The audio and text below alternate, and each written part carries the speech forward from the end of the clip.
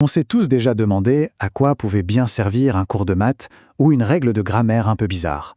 Mais si on remonte encore plus loin, la vraie question c'est qui a bien pu avoir l'idée, un jour, d'inventer l'école? C'est justement ce qu'on va démêler ensemble. Cette chanson, on la connaît tous par cœur. Elle est entraînante et surtout, elle nous donne une réponse qui a l'air super simple et un coupable parfait. Charlemagne. Une personne, une invention, c'est net. Le truc, c'est qu'en histoire, une réponse aussi simple, c'est rarement la fin d'histoire. C'est plutôt le début d'une enquête. Et si la bonne question, ce n'était pas qui, mais plutôt pourquoi? Si, au lieu de chercher un inventeur génial, on cherchait plutôt un problème à résoudre. Rien que de poser la question comme ça change tout. On ne parle plus d'une invention qui sort de nulle part, mais d'une solution qui a été conçue pour répondre à un besoin très précis. Ce sentiment, vous savez, quand on est face à une matière ou à une règle qui nous semble complètement absurde et qu'on se dit « mais pourquoi on apprend ça ?» Eh bien, on l'a tous ressenti. Justement, comprendre la logique derrière l'invention de l'école, c'est se donner un outil pour répondre à cette question. Pas juste pour l'histoire, mais pour tout le reste. Alors, on va commencer par décortiquer ce fameux mythe de Charlemagne. C'est le meilleur moyen de comprendre la vraie logique derrière l'idée de l'école. Voilà l'idée centrale, celle qu'il faut garder en tête. L'école, ce n'est pas une invention, c'est une solution. Il faut vraiment la voir comme un outil. Pensez à un marteau. Personne ne l'a inventé juste pour le plaisir. On l'a créé pour résoudre un problème très concret, enfoncer un clou.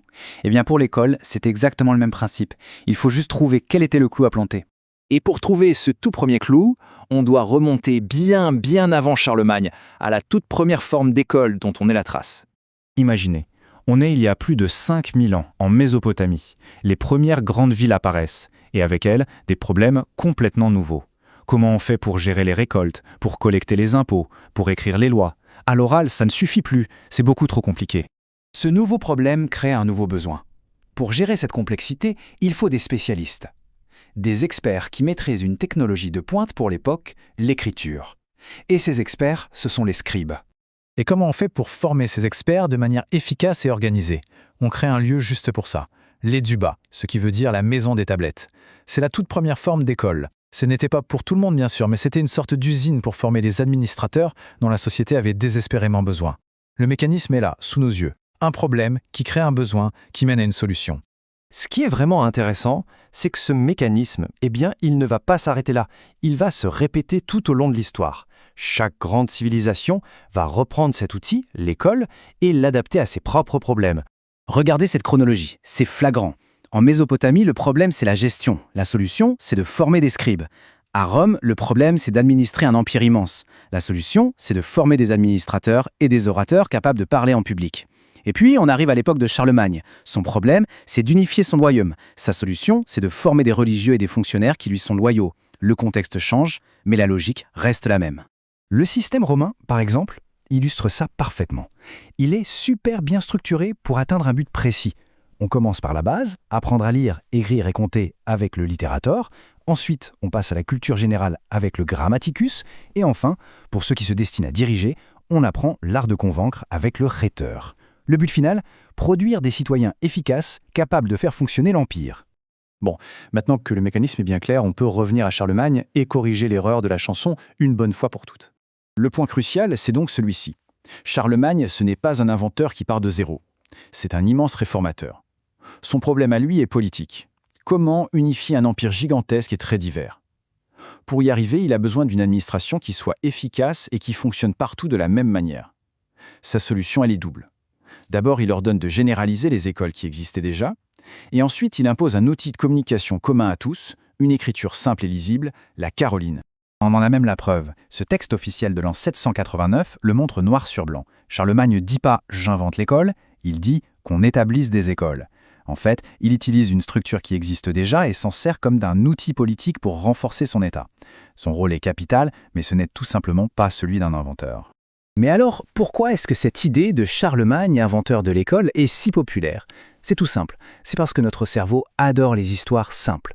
Une personne, une action, une conséquence.